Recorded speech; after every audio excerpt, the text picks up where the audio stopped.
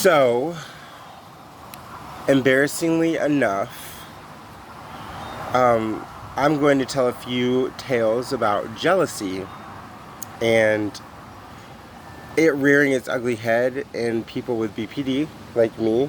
Um, Jealousy is a very powerful thing for just your every average day person. I mean, we are constantly, oh my God, okay, so if you just think about social media, just social media alone, we have to see so much.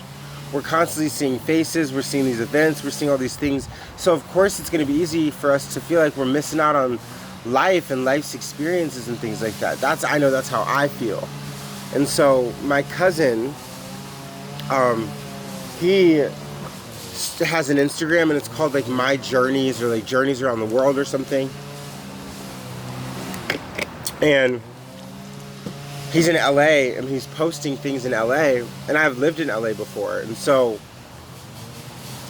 I guess what I'm trying to say is I got very jealous seeing that he was like walking around my old stomping ground. Like, I lived in Hollywood, which is not really nice. A lot of people, if you know LA, you know when I say I lived in Hollywood, like, you know I didn't live in the nicest of areas probably.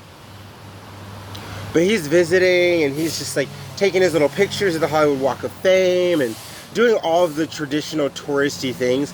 And I'm over here like, when I was living in LA, I did way cooler things. I worked at a bar over in West Hollywood, and I worked in Beverly Hills, and I just found myself like really trying to gas myself up, like trying to pump myself up and remind myself of like all these things that I did that are so much greater than his experience. And I came to realize what I'm really jealous of is the fact that like he's somewhere new. I'm not jealous that he's in LA. I'm jealous that he's somewhere new to him and he's getting to experience these new things when I haven't been able to experience those new things in a long time. I haven't traveled anywhere new in a while. I haven't really done anything like that for myself. This year, I bought a ticket for March to go to California, and then COVID hit.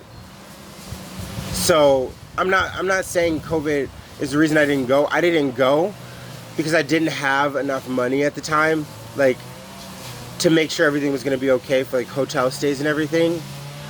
But then COVID hit, so it solidified the fact that I was not going to be able to go on this trip because everything was shutting down.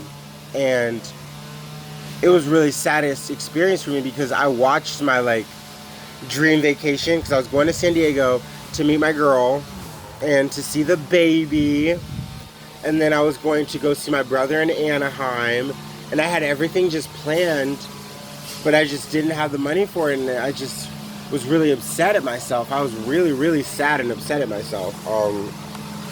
I didn't stop being upset at myself until about April, May, about that one situation. So that was really sad. But also, I get jealous of people on Instagram and on Facebook when they have like a bunch of friends around them and their lives look like they're full of friends. I get so sad and so jealous because I look around and I'm like, where are my friends? Where are my friends, you know? And it's like, I pushed all my friends away. I have done crazy things to make sure my friends didn't rely on me or whatever, you know. I'm the reason why I'm not surrounded by friends. So it's like, how can I be mad at these people for living and enjoying their lives? Also, let's not forget that people post their happiest moments typically on those social networks. So my image of someone's life is like, their life is picture perfect, everything is wonderful. But what's really going on behind that picture, that's a whole nother story, and that's a story I don't know. And so me being borderline, I imagine, because most of the people I'm talking about, I imagine that they don't have any mental disorders or anything like that, or personality disorders or mood disorders or anything that's going to cripple them from having a good time. And so I fill in the blanks of their lives with all this extravagance, and like, it's really tiring on me because that's not how their life is, A. B, there is no way for me to know how their life is unless I ask.